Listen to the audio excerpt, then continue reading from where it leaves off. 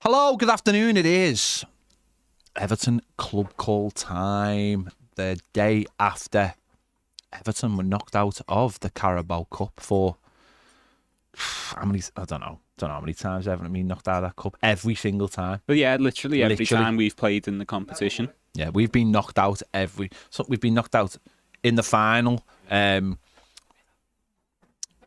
But it's just a trophy. If there was a trophy for being knocked out the most amount of times, we'd be up there. Yeah, I think we would be. Yeah, because everyone else has won it. Haven't even Swansea have won it. So I mean, maybe not everyone, but I don't think everyone's probably participated in it as many times as we have. But then surely we've got the best knockout to games ratio. That's what I'm saying. That's what I'm saying, Jack. So we're up there. It's a fantastic feat that nobody else has. I mean, Everton trendsetters again. Everton histories. Everton firsts. Another first. Just we keep on adding them. No one does it like us. No one. Nobody does it. It was. It wasn't great. Let's be honest. It wasn't great. It wasn't. The side was all over the shop for a start. If you're having to put Dwight McNeil at left back, then that's an issue straight away. But also there's a lot of just strangeness, wasn't there, during the game? The substitution of Beto, no matter what you think of Beto, taking basically your only striker off the pitch and replacing him with a partnership of Dyche and McNeil, it was incredible. Just an incredible moment in Everton's history. He just sets himself up for criticism with those moments, doesn't he? And I don't know if you've seen it, but I was saying to Baz before watching it live on Sky, obviously, they went to Beto at the end of the game, filming him speaking to Decore, and he looked visibly annoyed, Beto. So you've got to think he felt that he could have carried on, and he didn't look like he was feeling it. No, it wasn't feeling it. It was nothing to do with. No, of course. The manager actually said in the press conference afterwards they tried something different because they didn't think it was working. It's been done to wrap him in cotton wool almost, assuming Dom's not available for the weekend, hasn't it? But I just think he's hardly played any football. It's not like he's had to do loads of running in the game. I think play him for the rest of 90 minutes. You're not going to extra time. You're going straight to pens at the end. Just commit. But they took him off because they genuinely didn't believe having a centre forward on the pitch there was any point to it. Yeah, and that sort of illustrates Dyche's time at Everton Football Club, doesn't it? Yeah, I mean, I don't know how much I believe that, to be honest, because I think Dom must not be available for the weekends. Well, Dom's just sick. He's just sick. Yeah, I don't know, but they must not be expecting him back for the weekends. No, they are. Genuinely, that's what he said. He said it was a... No, I know what he said. But which is the lesser of the two evils? Because if I'm a manager, I'm saying big Premier League game on Saturday, I'm protecting the centre forward. But he actually said it was a tactical decision to take him off. Well, if it is, that's just as bad, isn't it?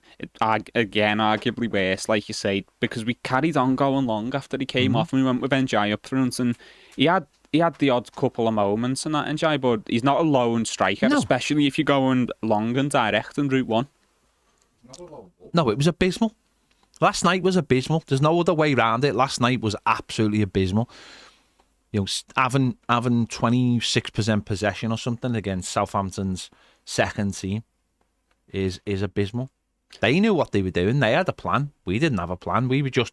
Manager said that after the game as well. He went, I got in this morning and I had to just put a team together. Well, this is a Premier League club.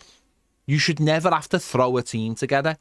Everyone should know how to play the style. He's run out of excuses, and actually listening to him last night, I think he knew he'd run out of excuses because he looked in the press conference, genuinely looked beaten by it. Like, the things he was saying were just ridiculous. And when he was asked about the booing of the substitution, he basically went, "Oh, he's a big boy, he can handle that," as in terms of like Ashley Young.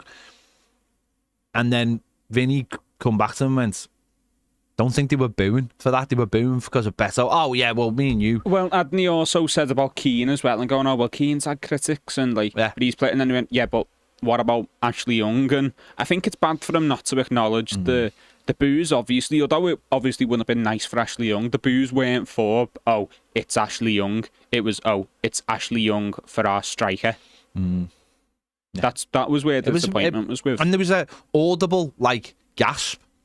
There was it almost went, the whole place almost went silent as people they just silently reacted to what they were seeing, and it was just like, and then that's where the boos were coming, and the boos weren't for Ashley Young at all. In fact, it made sense to bring a left back on, just not for a centre forward. No, it was just mad. Like, obviously, again, watching it live, and I'm doing the socials, obviously, for the Twitter, and just seeing we making changes, obviously, and to see Beto's coming off, so changes for Everton, Jack Harrison, and coming on for Harrison Armstrong, and Beto coming off for, and I was thinking, there must be another one, surely, and who's just not come into frame yet. And so I was waiting, and then he runs onto the pitch, Young, and then the was like, for Ashley Young? Yeah. And then I think even some of the replies on the tweets were like Ashley Young with like a question mark, like if for whatever reason he couldn't watch the game, and it was like have you got that one wrong or something? Have you put the wrong name in? Yeah. It's just mental, isn't it? I think most fans now have come to sort of the end in many ways, or are starting to come to the end of it. There'll be still some who believe it's not the fact that we've lost 4 Premier League games and we're out the Carabao Cup as such. That can happen. That can happen. You know, the team we're playing on Saturday have only drawn a couple of games. They haven't won a game yet. Southampton haven't won a game. Wolves have only got picked up a point so far. It's the manner, it's the style of football, the non-existent style of football, and I think that was shown up massively last night in terms of Southampton, who knew exactly what they wanted to do. Will that keep them up this season? I very much doubt it, but at least you could see that there's an ethos to what they want to do. Everton, I look at them and just go, I don't know what you're trying to do. Yes, we scored a goal from a set piece, and yes, Lindstrom probably could have had a couple last night, but I just look at those players, and I just when you're putting a collection of players together, you think they're gonna have some idea of what is expected of them and what they're trying to do, and I just don't get that sense with this manager. It's all off the cuff. To me, it really is like the lowest denominator of football. Other teams don't play like this anymore. And in many ways, it feels like I've talked to a couple of people before today, just earlier today, and obviously doing my videos last night. You know, when you look at the points we finished on last season, and was it Fulham who finished on the same points or around the same points, and Brighton finished on the same points as us, didn't they? As what we should have had without the points reduction. Or were Brighton a point ahead of us? So, yeah. They're in and around us, aren't they? Fulham and Brighton. Fulham and Brighton didn't start the season talking about relegation battles. And I feel like they've talked themselves into a relegation. Don't get me wrong, squad's not great. Teams have improved by spending money. But I feel like we've manufactured a relegation battle because that's what suits the manager. That's what suits his skill set. For a third season in a row, well, one half a season and a full season, it's about his tactics are the best tactics to get us out of a relegation battle. Where actually, this team last season got 48 points, which, that's mid-table practically now. When teams are going down 36 or less than 36, that means that there's more in this team, and there's more maybe out of the players. Lindstrom and Dyche and even Tim Irabunum aren't players I would go, they're Dyche players. They're suited to what a Dyche team would want. So the players he brought in aren't suited to the way he wants. But again, it's this thing of, and the media will run with this. This is the narrative of, you're in a relegation battle, so you need him to get out of it. But I think that's manufactured. It feels manufactured. That's a manufactured way of looking at it. Where if you brought in a manager right now who had a good skill set, there's plenty of time to move. This is the lowest of the low, I find. It's not when you're like kids and you're playing, and the centre-back's just booting the ball up the field, and you go, well, what are you doing that for? You're here to learn how to play football. You don't need to do that. You can make mistakes. We are at like the lowest anyone can do some of the stuff we do. All right, maybe the set pieces, you'd go, oh yeah, they're good at the set pieces. But the way we play, I honestly believe anyone could do that in Premier League football now. Anybody. It's grafting on the next things, and he does not have the skill set to do that. He just doesn't. And that's my argument for the situation is Sean Dyche does not have the skill set to take this team forward. Therefore, sitting where we are now, I'm not saying it suits him, but him being in a relegation fight is de facto his element, and that's a big problem for me.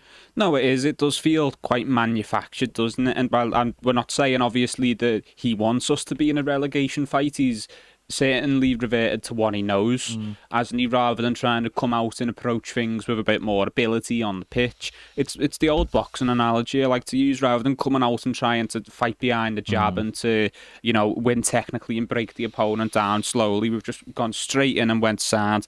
Come down and get in the mud with me and we'll scrap it out. You can do that later on if you need to, if you do end up in a relegation fight and you need to pull teams into the dogfight with you. But why not, especially at the start of the season, come out and go, look, even if the form over last season was inconsistent, we've shown overall with our points tally that this team is capable of getting a mid-table points total. Because we did, and that's what the manager did. And, he got his credit for that at the end of last season for getting the points total that he did. We've added some quality in the summer, players like NJ, although we didn't obviously play him at the start. Players like Lindstrom, who, okay, not the greatest game last night, but probably still has something to offer. Eric Burnham, who's doing well. Jake O'Brien, who should have been playing in the earlier games and should play at the weekend if Branthwaite's still not available. It just feels like we set ourselves up for failure a little bit by reverting back to what we know and to... Look, I completely get that there is a ceiling in terms of what this manager is capable of and what these players are capable of, and I get that he will always base his football around certain principles. But was it really too much to ask this team to evolve a little bit? Because they shown signs of identifying things they could do, like in the Brighton game, and they kept playing a diagonal ball to Harrison, because we noticed their left back was always up the pitch. That was an observation in the game.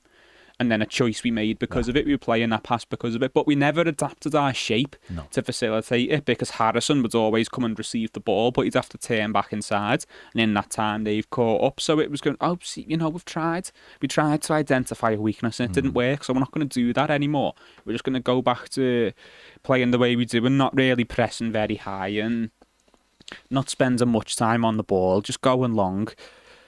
I don't know if it really is too much to ask for, because people say, look at the players, the players the manager's working with, they're not capable of being Man City. I really don't think anyone's asking for anything near that. I think people just want a little bit more.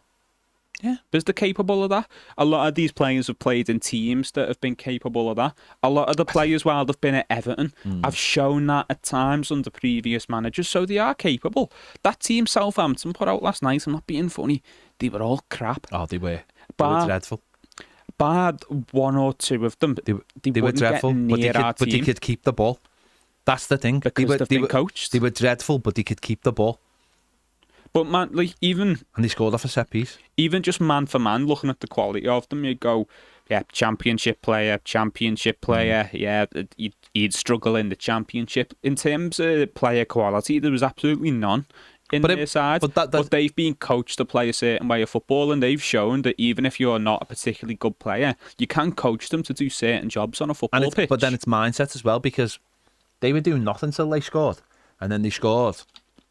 And then the fear, you could see the fear just run through all our team. And what our players knew was they barely touched the ball for the first 25 minutes. So therefore, you're now 1-1 and you're not getting hold of the ball and you're not moving it round. And the opposition can pass the ball and can keep the ball. So you're chasing. So in other words, you're getting tired there whilst the opposition have just pulled it back. And that's where the fear comes into it. And to be honest, I just don't know where... The problem is, the club are quite happy to go along with this narrative, because the only thing that matters for the club this season is staying in the Premier League and getting to the new stadium. That should be the new motto. Stay in the Premier League, get to the new stadium. That's the motto at the club right now. That runs all the way through the club like a bar of rock at the moment. that mindset. So I'm not sure whether anyone's going to do anything dramatic. I don't think they really care about the style or going out of the Carabao Cup. None of it matters.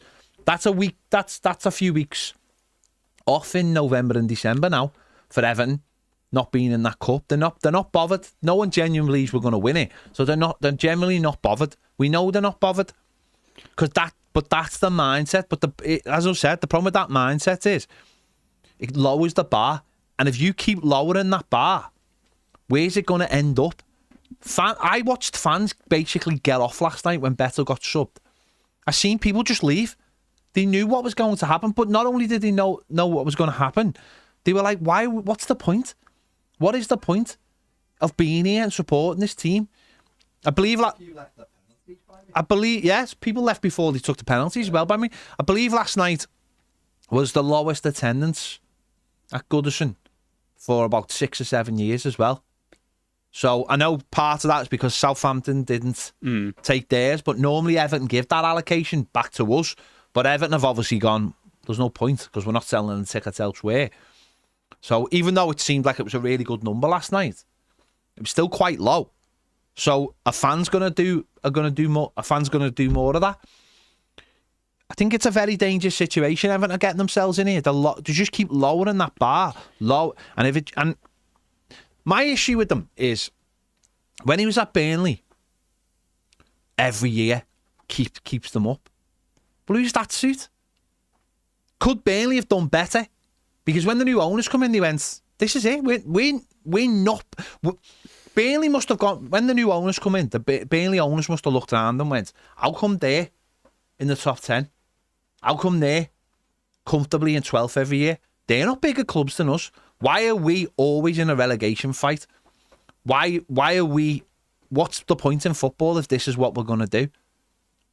Yeah, and they obviously tried to roll the dice on that and to change the manager to try and give them the boost and then kick on from there, obviously. And, they had success in the Championship when they went down and really tried to restructure. It came up and it hasn't really worked, but they're going again this year, aren't they? But you mentioned the motto almost of survive and get to the new stadium. And I think, to be fair, a lot of people probably have bought into that, and that's why maybe some who still aren't completely sold on the idea of changing the manager or still back the manager. It's it's really careful what you wish for, isn't it? No, but I think there are still a lot of people who think, yeah, but we need to be careful to survive this year. And I do get that. But what's going to be the excuse next year when we have moved? Why are we going to settle for mediocrity then? Because we'll be in the new stadium then. And when things don't change, because the stadium itself isn't going to come with 11 world-class players, by the way. It's great for the club as a building block, and it's a great tool for us to help build the club around because of the revenue it brings in and more fans in the ground.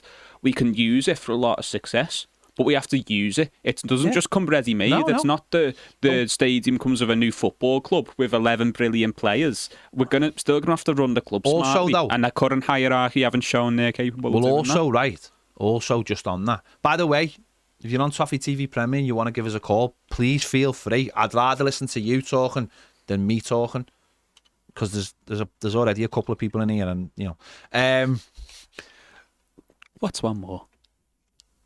What I would say about next season is the manager's out of contract, the director of football's out of contract, and Everton as it stands, and obviously this is not something that's going to last.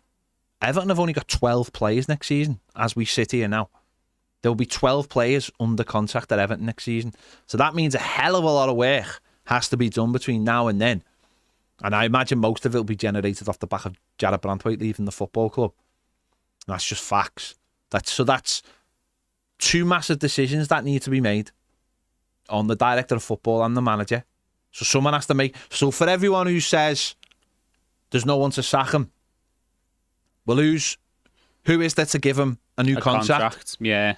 And who is there to give to appoint a new manager? And who is there to either give Kevin Felwell a new contract or bring a new director of football in? Are they doing what we said all along is a joke, which is waiting to be taken over? We've waited over a year for a new chairman, a new board, and a new CEO. and we just keep on doing what we're doing, which it's a problem that we'll kick down the road and let somebody else deal with it, whilst the performances get worse and worse and worse and worse. Whilst you all, if you went last night, you paid 25 quid to go and watch that. And, you know, you'll be there, people will be there on Saturday, and obviously then there's 2 home games. It's a massive situation that needs dealing with. And there's no point just going, oh, we'll sort that out later. Last night on my instant match reaction, I talked about sacking him. And a few people criticised me for not saying sack him. But I quantified in my player ratings. My issue is, you can't sack the manager if you haven't got the next one lined up. We can't do that as a football club again. We can't have this situation where we go into 2 weeks, 3 weeks, a month of, oh, there's that manager over there and there's that manager. You know, I had people saying to me last night, well, it's either David Moyes or it's Potter. It just can't be one of those two. That David Moyes is over there and Potter's over there. They're completely different ends of the spectrum. Everton right now have to be identifying the next Everton manager. They have to be doing that, so that if a decision is going to be made on Sean Dyche, Everton need to know the next day who the manager is. They have to. And if that means it's David Moyes, then it's David Moyes. If it's Potter, then it's Potter because he's out of a job. But Everton need to know. And that's why I'm sort of reluctant right now to go, sack him. I get what you're saying, and I think certainly if it goes into the periods of multiple weeks and we've got a caretaker in charge, the evidence we've seen so far, Jack, it does take multiple weeks. And I think back to, you know, the period when David Unsworth was caretaker manager for well over a month. I think you're right, you do want to avoid that, but if it ends up in a situation where we have a caretaker manager for one game, for example, say, you know, we've started work on a new manager now, for example. I'm not saying we have, but just in this scenario we have, and we know it's going to take 2 weeks for whatever reason. You have one game where you'd have the caretaker in charge. And I think maybe just that change up. Who would be the caretaker manager? That's the other issue. Go on, who would be the caretaker manager? Who's at the football club right now who could be the caretaker? It'd be Baines. Satan Baines sounds like a comedy duo act who were on UK Gold. Yeah. No, but you not think that little shot in the arm? I'm not saying. I don't think shots in the arm. I don't think shots in the arm are real anymore. I don't think football works like that. I just don't. I think football now, Jack, is far too nuanced. I really do. You're right. Our current football under this manager isn't nuanced. No, and I agree. So how do you? But that's my point. How do you get a group of players going from what is basically, literally on the floor football, to making them a team where, because it's easy going the other way. It's easy to grab hold of a Frank Lampard team, who you've been signed to do all this high technical football, triangles playing from the back, and going, lads, all we're going to do is we're just going to whip set pieces in. It's easy doing it that way. I just worry doing it the other way. No, definitely. You're not going to be able to put any complex and intricate system in or anything. But I think just the freedom it grants certain players in that team would be a big lift. It can't be long term, you're absolutely right. But simply the freedom of going to the fullbacks and going, do you know what, lads? You're allowed to go up the pitch today. I think that in itself is another dynamic to our team that we're currently missing. Mike, we've got Mike on the line. Go on, Mike. Oh, is it me? Hello, Mike. You all right, mate? Yeah, I'm good. Well, if we're not on about football, I'm good. How are you? We're all right, mate. Go on. What's your point? Well, firstly, no real surprise. He needs to go. Yeah. I want Moyes back. Yeah. But I've been watching the games this season, and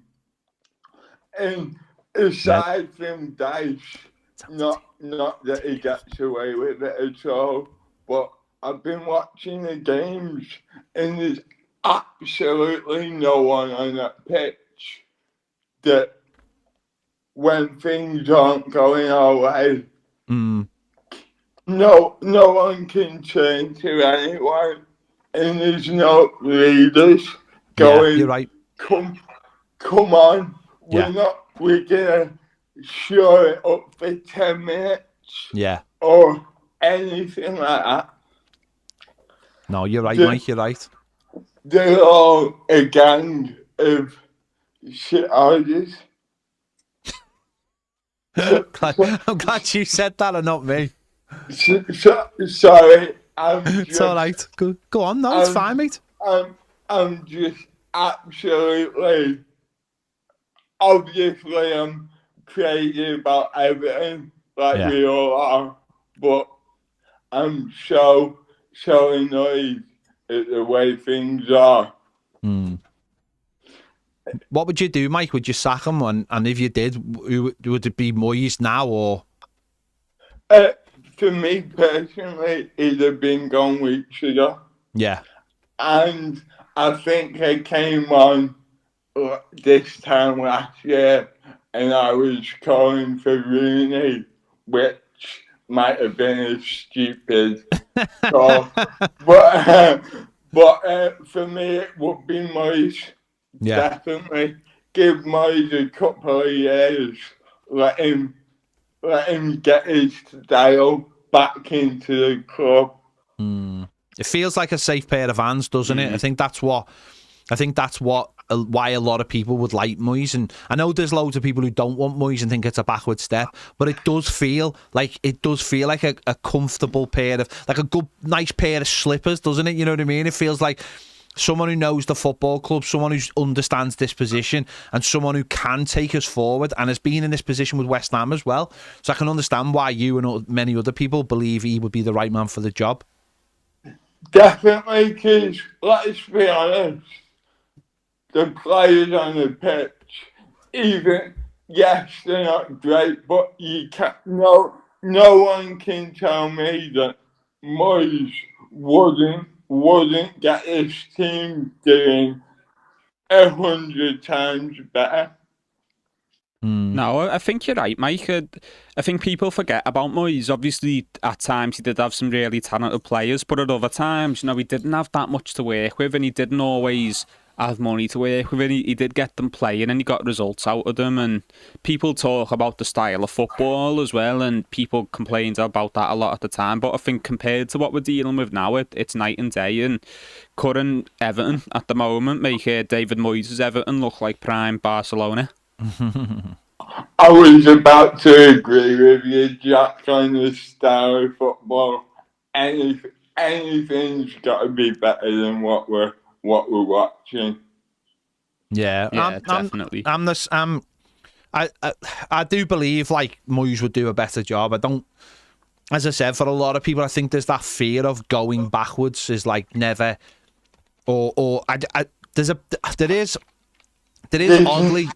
There's oddly an element of people, though, Mike, who think that Dyche and Moyes are the same, and I personally just can't have that. I don't think Dyche is in the same solar system as Moyes as a manager. I really don't. I think Moyes will go down as one of the best managers in the Premier League era. Okay, not because he's won loads of trophies, but because of what he did when he came into Everton, and also what he did when he came into West Ham, and how he stabilised them and then led them on to win a European trophy. Now, it doesn't matter if it's the third best European trophy, it's still a European trophy. And I think he's handled that club really, really well. And whereas we used to look at West Ham and think of them as a team that maybe bobbed in and out of the Premier League, they look like a very, very stable Premier League team now. And I think a big part of that is because of what David Moyes has done for them and how he's led them on to winning a trophy. And I don't think he gets the credit he deserves. And I think he probably would be one of the first people Everton called if they were to, I imagine before they made a decision on Sean Dyche. Yeah, I would hope so. But on the other hand, I've got a horrible feeling that until it's sorted with the owner, whoever that may end up being, I've just got a feeling that the club are gonna sit on their hands and just keep their head down. Yeah, maybe. I find crazy. Yeah, it would be. It would be crazy. But we'll wait and see, mate. We'll wait and see. Saturday now is a huge game, and if Everton were to lose that game, then I think the writing would be on the wall, and I think the fan pressure would ramp up. I think because that's another thing. I don't think we're all sitting here saying he must be sacked. I don't think we've not seen anything too much at the ground to suggest, we haven't seen any banners. I don't think anyone's at that stage quite yet. But I think on Saturday, leading into 2 home games, I think things could start turning nasty very, very quickly, and with a international break not too far in the distance as well, that's when a decision you'd think would have to be made. Definitely. If it needs to turn nasty, it needs to turn nasty. Well, you be at the front, mate. I know you, Mike. You be at the front. Oh yeah, just tell me where. Yeah. Nice one, Mike. Thanks for calling in, Mike. Top man. Good to speak Cheers, mate. to you. Always good to speak to you, Mike. See you later. Nice one, mate. Just seeing here that Asmir Begovic will be the special guest on the Nat Coombs show tonight. On the what? Nat Coombs NFL show. Aren't you happy about that? I mean, fair play, yeah. But I don't particularly care. Tommy D on the super chat. Ned's going to put it on the screen there. Guys, who do you want in to be the manager with these players? I think most would struggle. Right. Who would you want? I'd take Moyes, to be honest.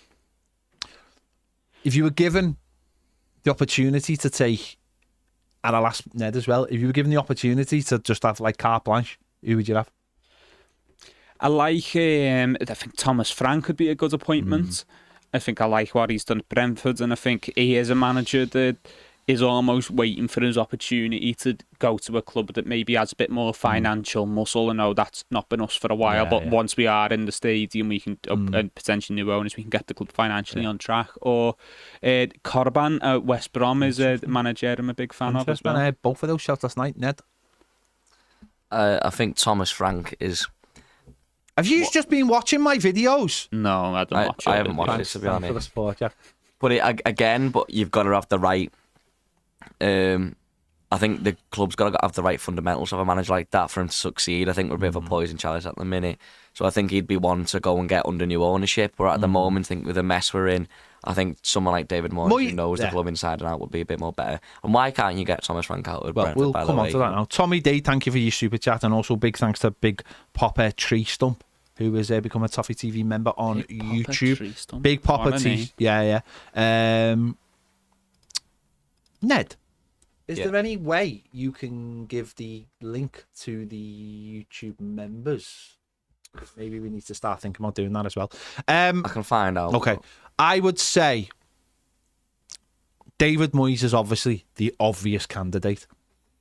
Thomas Frank, I mentioned it last night and I've mentioned it today on social media just to see what the reaction is. I like Thomas Frank. I think he would be he's like almost like the perfect candidate for Everton. He is someone who's at a club right now which are doing absolutely brilliantly. But let's be frank. I think this is sort of their ceiling. Don't get me wrong, I think they could be like a top half Premier League team as well, like an 8th or a 9th. They're not. But they're not. Yeah. But they could do that for a season. I definitely think that. I think he gets the most out of his players. I think he's willing to. The players he deals with are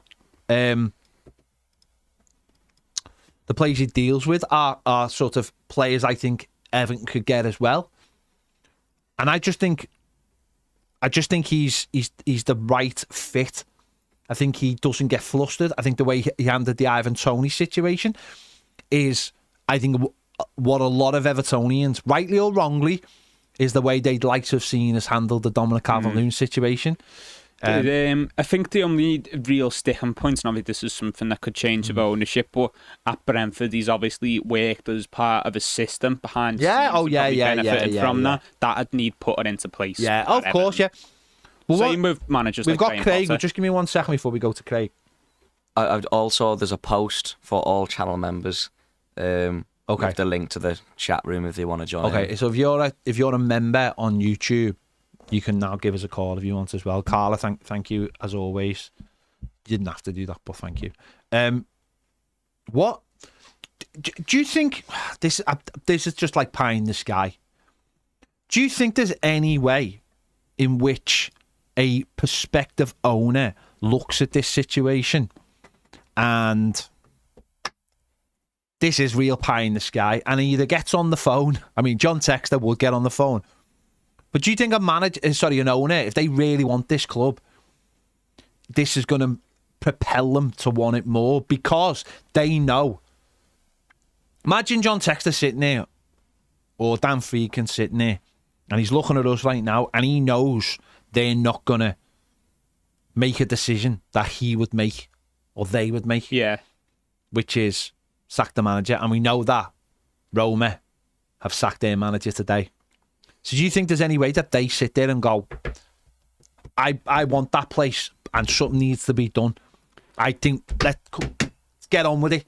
I think it's plausible, like, especially when you look at Texter with his transfers from Lyon and trying to manufacture them. Obviously, this is a bigger scenario and would have a bigger effect on the football club. But I think it's plausible that something along those lines could happen, definitely, where he has a say. Yeah. If they know for certain, it'd have to be down to one candidate who's definitely going to be buying the football club. But yeah, it's plausible. No, that's just something I was thinking when Mike called then, just sprung into my mind. The idea of Carlos as a new owner getting rid of Dyche would get a lot of fans on side straight away. Yeah. Right, we've got Craig. Let's get Craig on. Hello, Craig. Go on, mate. Yeah, go on. Good to talk to you guys. Yeah, good to have you, mate. 8 years, first time I've had a chat with you. So, yeah. So I suppose it was a couple of things really. One of them was about Dyche. I read some reports a couple of days ago that Dyche's contract contains a clause that if he's sacked before it expires, he's entitled to an extra year in compensation, which kind of tells me that he's got an incentive to get sacked because nobody else has given him a new contract at the moment. And I suppose that leads on to the second point, which is nobody's given anybody a new contract at the moment. I don't think that.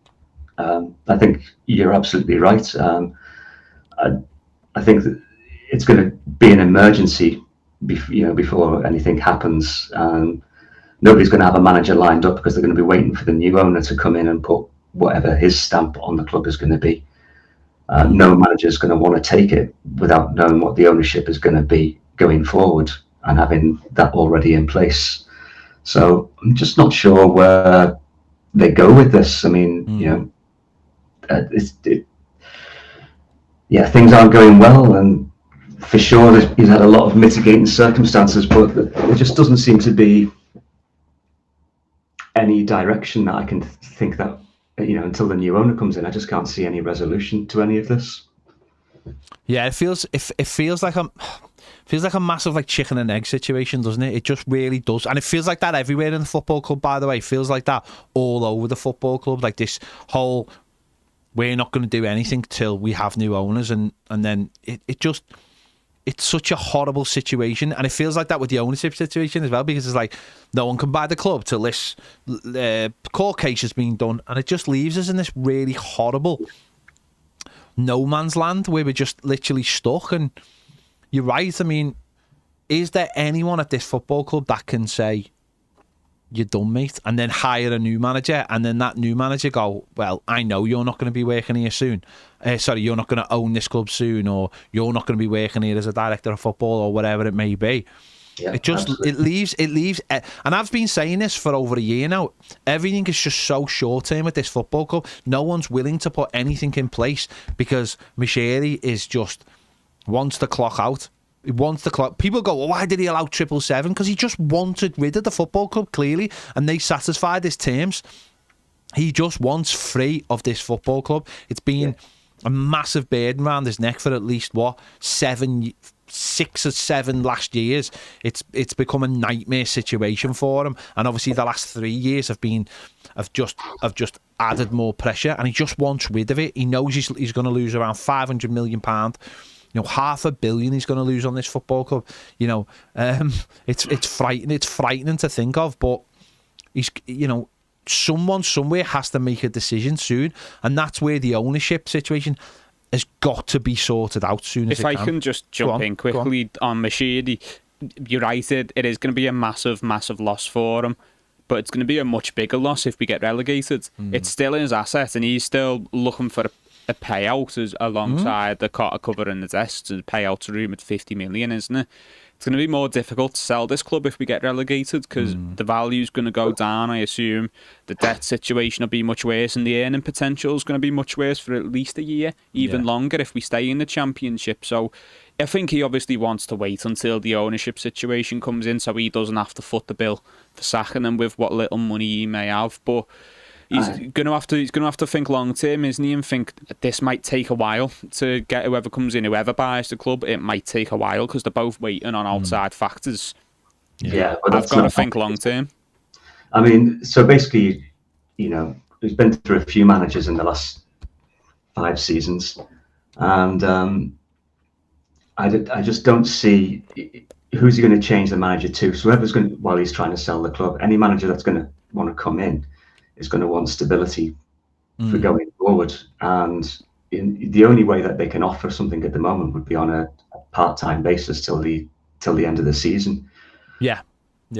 No, absolutely. That's the problem, isn't it? You know, but that's what might attract, say, David Moyes to it, is that if it is till the end of the season, maybe he thinks, maybe if he looks at the situation and says, well, I do it to the end of the season, and then there's an opportunity to maybe extend my contract 1 or 2 years longer than that, and that's all I want at this juncture of my life and my career. I don't know, you know, I think today he'll be at one of the Champions League games because he's a UEFA.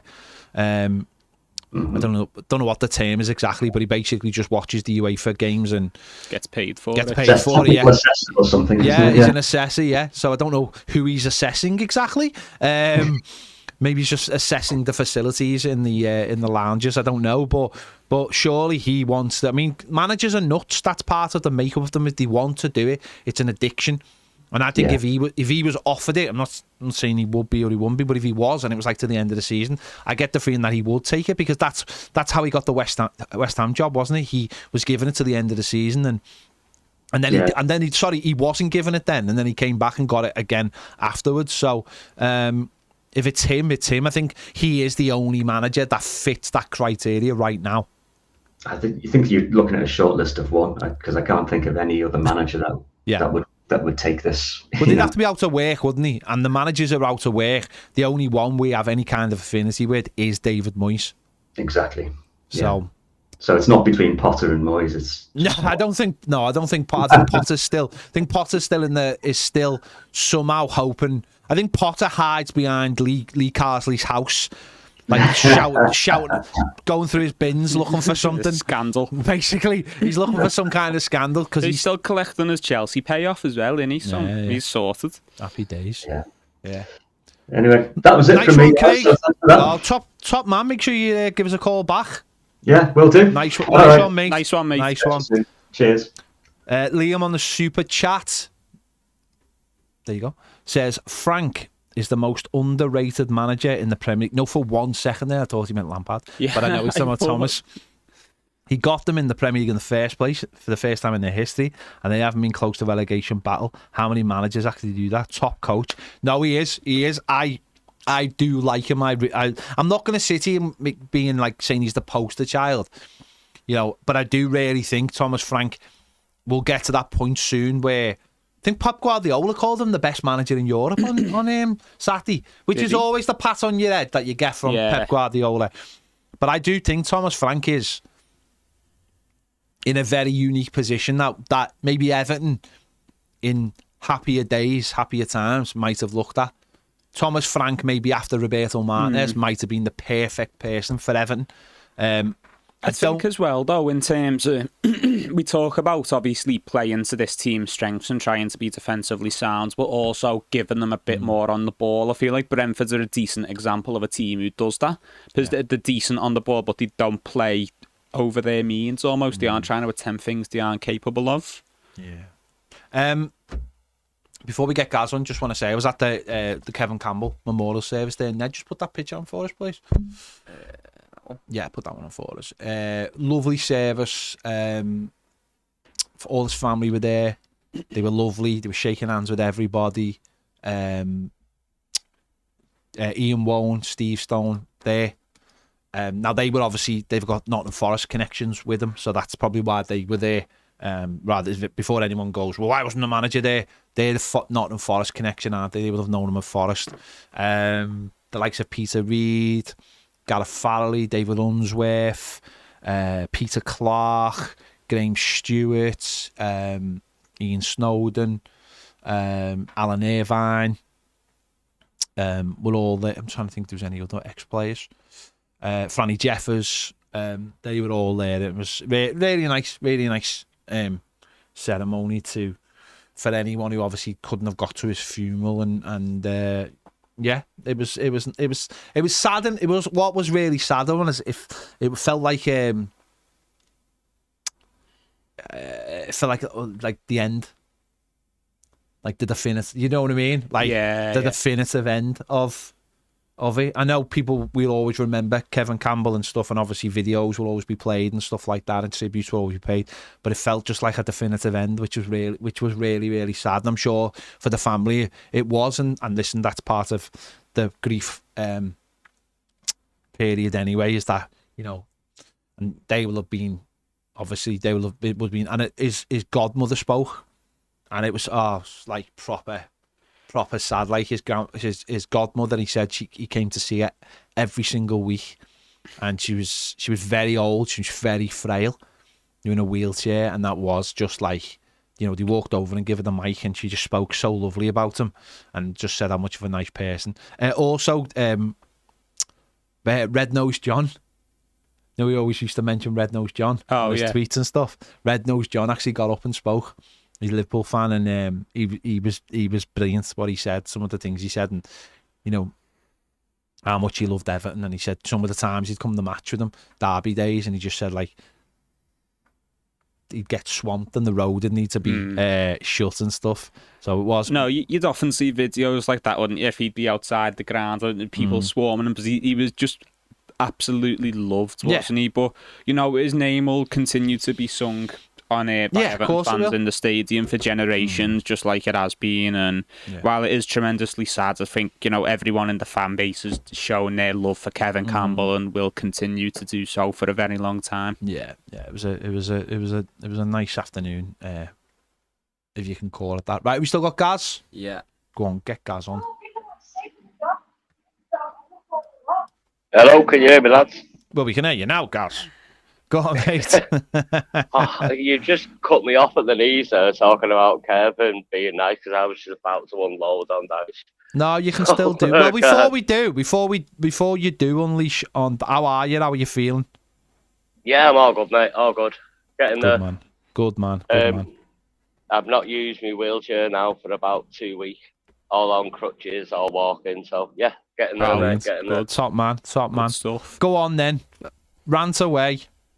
But I'd still be better managing our team than he would. Honest to God, it's just, I've said it weeks ago to you, I can't stand the man. Yeah. I cannot abide him, because normally a manager's got some redeeming feature.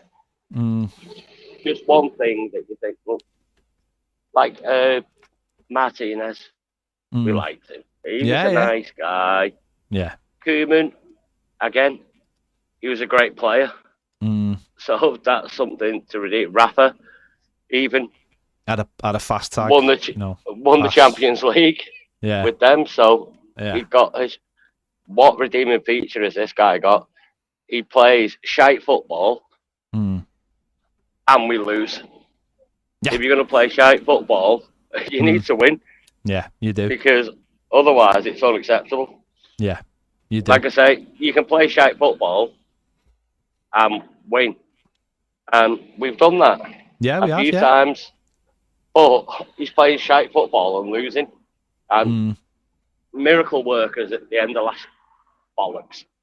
Like I say, we won 3 or 4 games in the space of a couple of weeks. The rest of the season, we were shite. It is horrible to watch. He's an absolute disgrace. Well, in my opinion, no, we that's need to fine. sack him now. that is your opinion, and that's absolutely right that you say that. That's what we're here for. The money in the bank thing, I think, is a really interesting one, because he didn't win a game for like 4 months, and then obviously in the space of a couple of weeks, he got the wins, he got us mostly through in that week, and obviously one being a Merseyside derby was a massive thing, because obviously we hadn't won a Merseyside derby at home. We hadn't won a Merseyside derby for 10 years at home, and that was the thing that really, I do think that literally just that Merseyside derby is the credit that he's got right now, that we won a Merseyside derby and how good we played that night.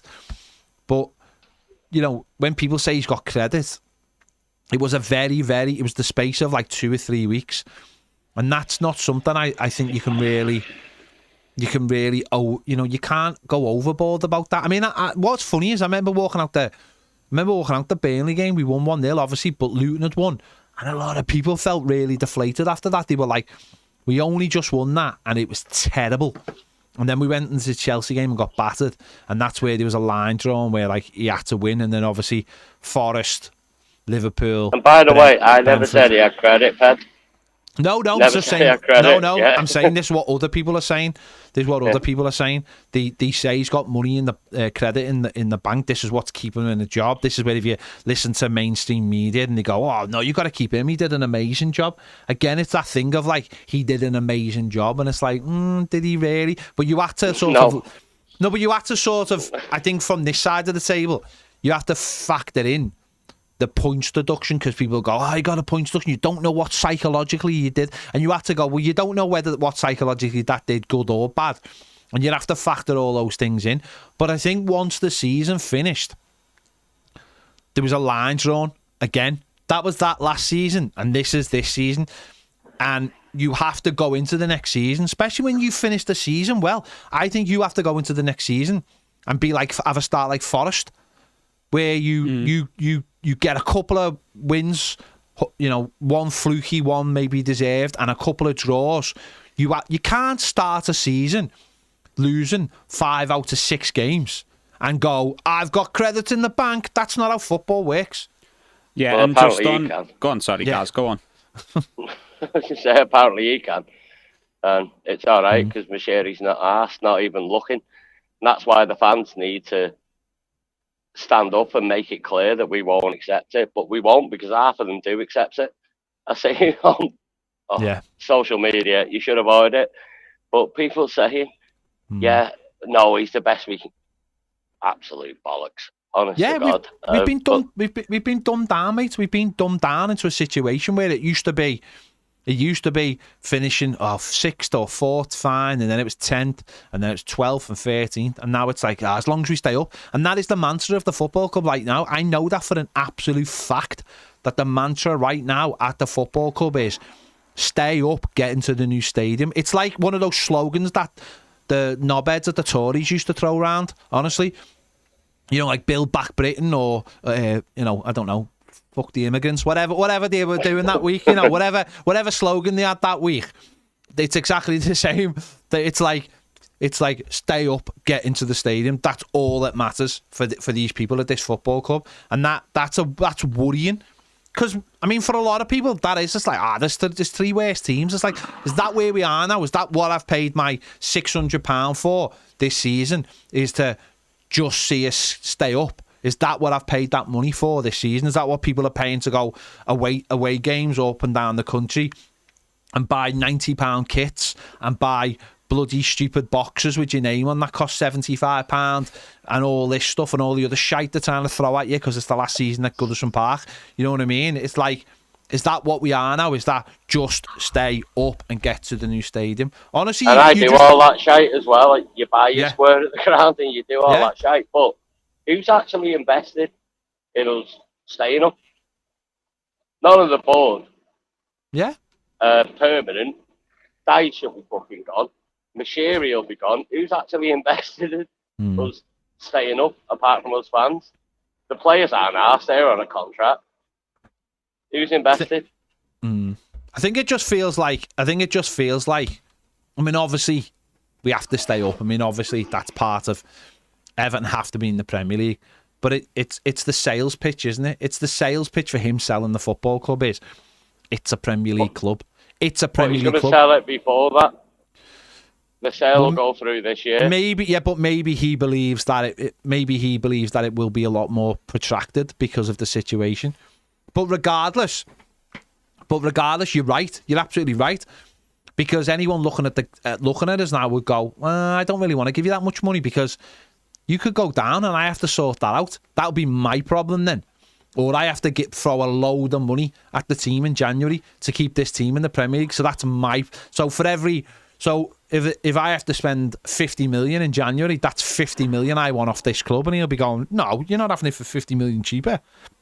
Well, 100%. If I was the person who was looking at us now, I'd be thinking, well, it's a distressed asset. Yeah. Let's just give it a few months and I can get it for half the price. Like paying off the debts and all that, you're talking about 700 million, I think, maybe. Well, if Dan Friedkin buys us, it'll be less because one of the debtors is. That's why anyone should want Dan Friedkin, because if Dan Friedkin buys us, it's his debt. He's already put 200 million pound plus. So that's why it should be Dan Friedkin. That's hopefully why he gets us, and hopefully, I know it's very, very early stages. I'm not going to go overboard, but one of the reasons is it's his money already. Whereas if you're looking at it, shouldn't you think, well, if we hang on 6 months, I'll get it for fucking half the price. But it's the fact that it's a Premier League football club, isn't it? And that's the thing. If you're confident in your ownership, you should think, I'll get it half the price. Then I can pump your money in and get promoted if we're a Premier League club again. And we've got the stadium, that's all. It's not the same though, is it? Because teams who go down, they shed so much of their top talent, and then they have to buy that top talent. Seen Southampton last night. Goes down. Seen Southampton. The Southampton team that went down was much better than what Southampton got now, because they had to shed so many good players, or better players, than what they've got now. So the money Everton will have to spend to get back up if they did go down, and the money they would lose on top of that by not being a Premier League club, that you can understand why the mantra is Everton have got to stay in the Premier League at all costs. And everyone at that football club knows that. So... whose mantra?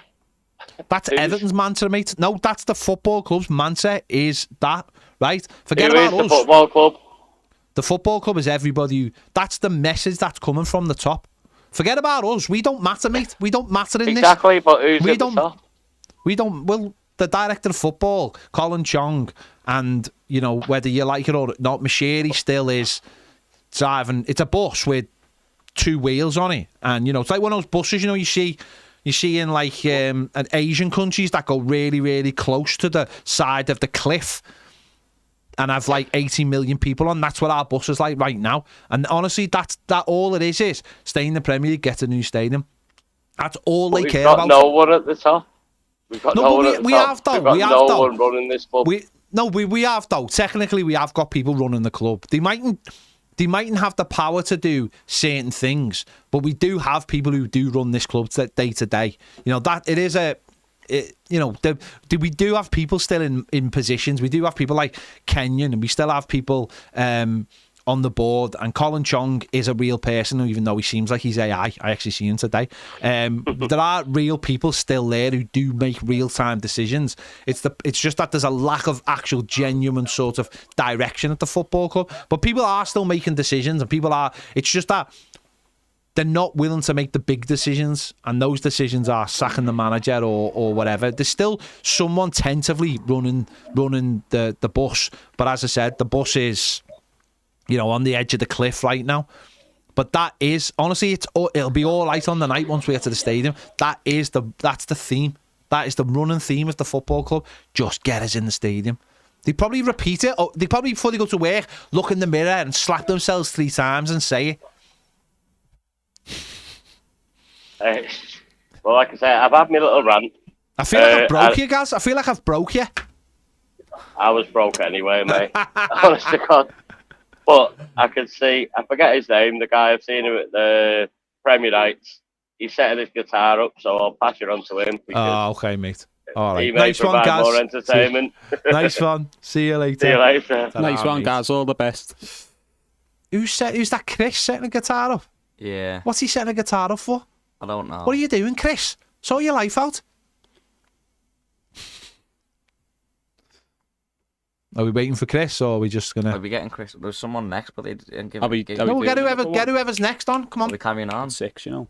So we'll carry on for 5. If there's we'll do 2 more calls, as long as they're quick, and then we're done. If they're there and waiting, that's your fault for letting them in. Then One of them's not giving me a name, so I just told him get lost. okay. Well, if Chris is there, put him on. Chris is on. Come on. Yeah. Ned, Go on, Chris. Also, to be fair, I gave you my name straight away as I came in the group. So Yeah, you. I said before, Chris. Yeah, you, Ned. Just because Chris is a better guitar player than you. Hang on. If Chris is a better guitar player than you, Ned, does that make him the best guitar player in the world? No. Okay. Well, how much better than Ed Sheeran is Chris? A million times better than Ed Sheeran. Go on, to be Chris. fair, Ned Sheeran is better at making money, and that's the important thing. That's the hard thing to do on guitar. Ed Sheeran also goes to Ipswich games wearing a trackie with his initials on. So And he was in Game of Thrones. You've got to balance that up, haven't you? He was in Game of Thrones. Go on.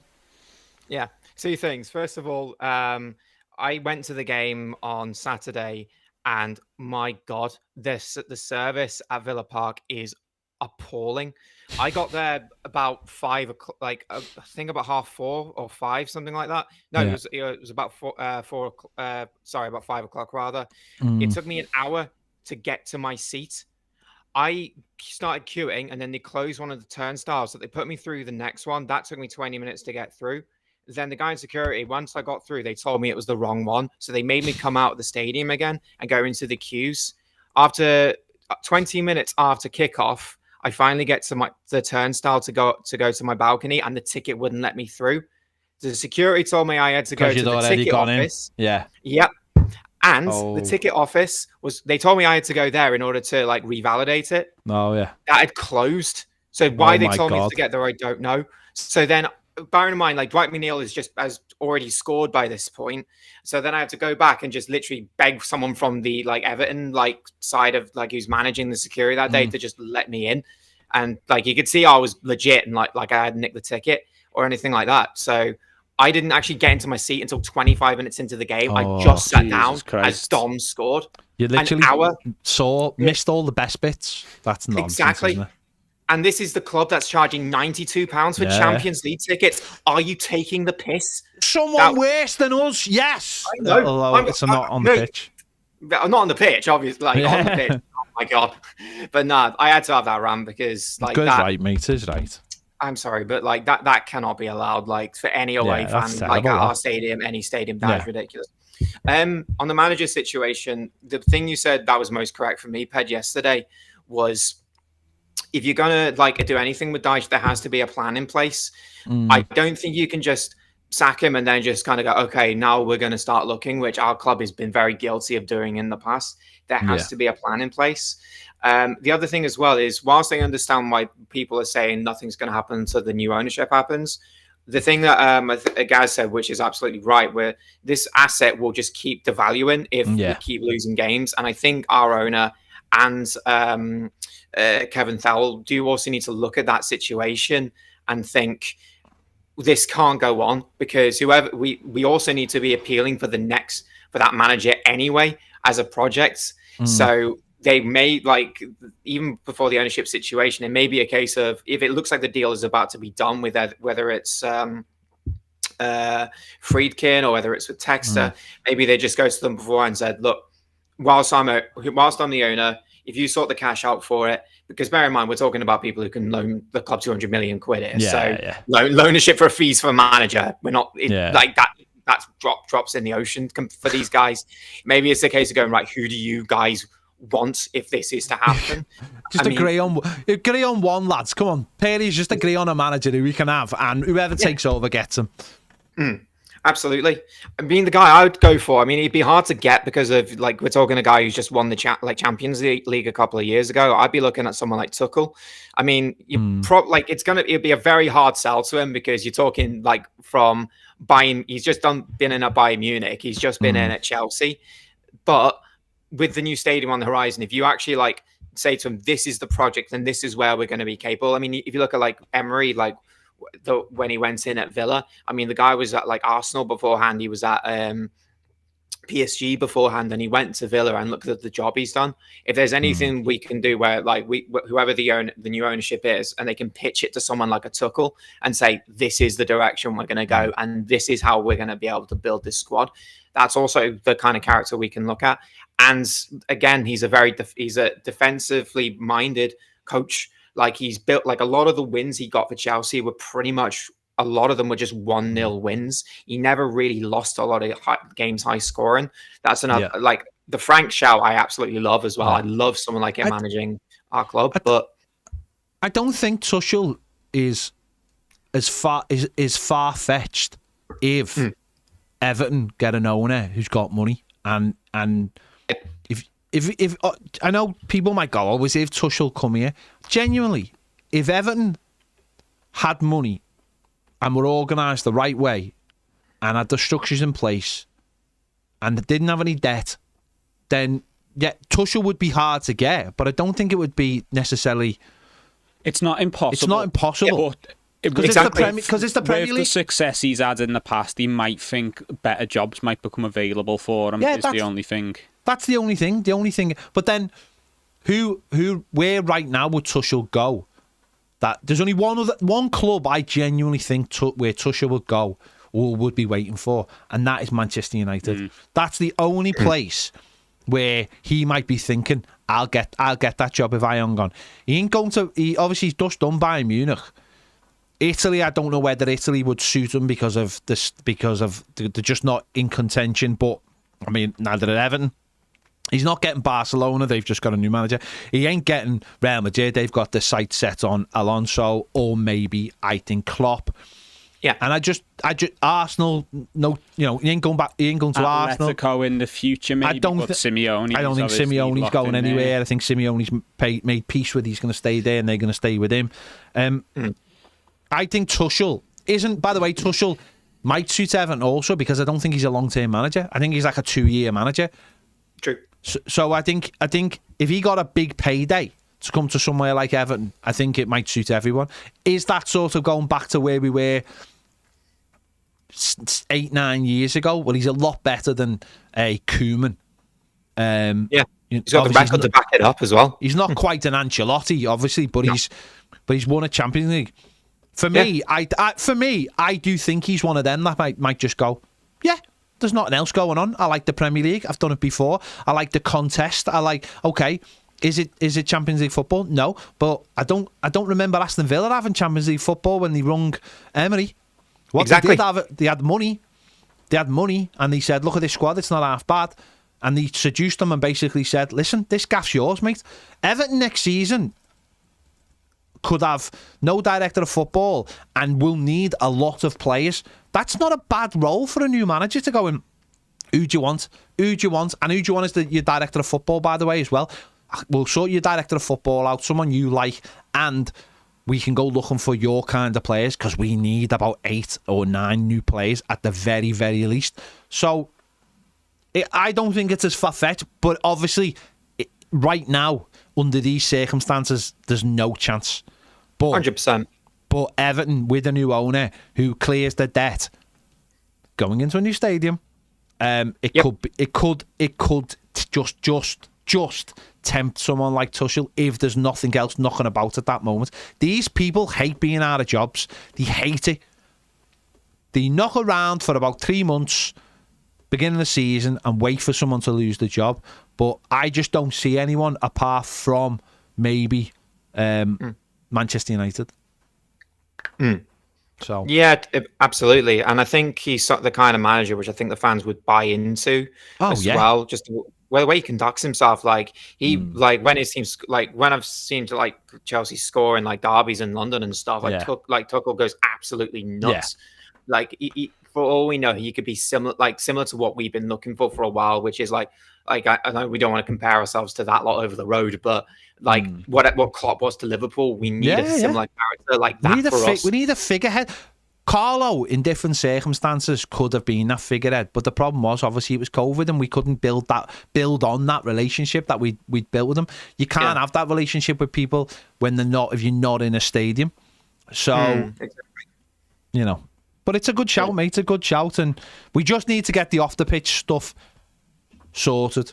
And if we can do that sooner rather than later, then all of this will sort itself out. I'm absolutely sure.